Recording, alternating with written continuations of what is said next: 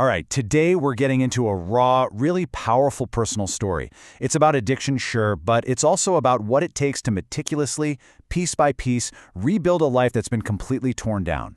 This isn't just a recovery story. You can almost think of it as a manual for survival, written from the inside. And it all kicks off with this line right here. This tells you everything. This isn't about passively getting better, it's about going to war with the darkest parts of yourself. And in this fight, the only weapon on hand was a simple pen and a notebook. So, let's get into it.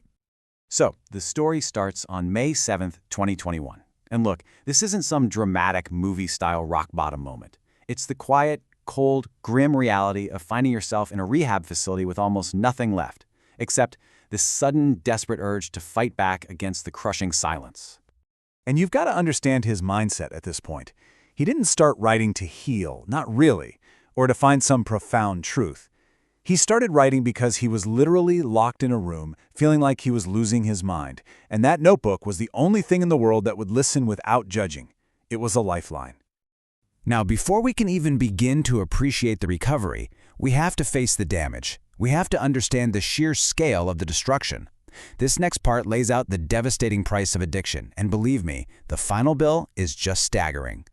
The source material pulls this definition from Narcotics Anonymous, and it is brutally direct. It's not about making bad choices anymore. It's about your entire life, your thoughts, your actions, your whole being revolving around one single thing: getting and using drugs. It's a complete and total loss of control. And that loss of control, well, it has a price tag. $100,000. Just gone. Not saved, not invested, not even spent on anything memorable. Just burned, vaporized, all to feed the addiction. That one number represents years of lost time, broken trust, and squandered potential. But the cost goes so much deeper than money. The author actually listed out 30 specific, devastating losses. Just listen to a few of them. Failing out of 2 different colleges, ending up in jail, completely losing the trust of his family, selling a laptop for $3, just to get a fix, causing a car crash, and maybe the most gut-wrenching of all, admitting that he loved the drugs more than he loved himself. It's just one hit after another. So, after confronting all that wreckage, the story takes us inside the walls of the rehab center. This is where the fight really begins. And what we get is basically a journal of survival, documented in real time. It's a slow, grueling, but totally transformative period. And you can literally watch the slow crawl back to life right here. On May 17th, he's just defiant and angry. Rehab, prison, what's the difference? Then, over a month later, he hits 50 days. You'd think that'd be a celebration, right? Nope. He just feels the crushing weight of time. But then, July 17th, a crack of light. He laughed. A real, actual laugh. It seems like such a small thing, but in this context, it is absolutely everything. So how in the world did he get from that dark place to that first laugh and then beyond it? Well, this next section is really the heart of it all. It shows that recovery isn't some magical event that just happens. No, it's a methodical, almost scientific process of building an entirely new operating system for your mind. I mean, this is the big question, isn't it? When literally everything has been burned to the ground, where do you even start? How do you rebuild? Well, the next few slides are the answer. These are the practical, real-world tools he used, one single day at a time. Now, the key here is that these principles, honesty, willingness, surrender, they weren't just nice words on a poster. They were actions. Honesty meant he stopped editing his story in group therapy to make himself look better. Willingness meant forcing himself to share, even on the days when depression was screaming at him to just stay in bed. And surrender? That was about finally letting go of the ego that kept telling him, I know better, I can do this my way. And this is where that notebook becomes a weapon again. Just look at this. This is a cognitive battle plan.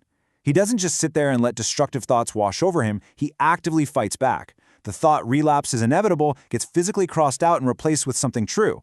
The urge to be alone is met with the action of sitting next to somebody new. He even creates if-then plans for cravings. This is a systematic takedown of the addiction's entire logic. And the sheer amount of work was just relentless. I mean, this is just a small sample of the daily grind. Logging every dark thought, mapping out coping plans for triggers, submitting weekly goals to stay accountable, practicing gratitude, even role-playing tough conversations he knew he'd have to have on the outside. This was not a passive experience. It was the most demanding, active job of his entire life. So, what happens after all that work? After all that painstaking, moment-to-moment, grueling effort? What does life look like on the other side? This final section shows us the incredible transformation that was literally scripted line by line in those notebooks. This line is from the author's farewell letter to drugs. And it's not a weak plea or a hopeful wish. It's a declaration. It's a final, unbreakable severance. You are finished. The entire power dynamic has been flipped on its head. He's in control now.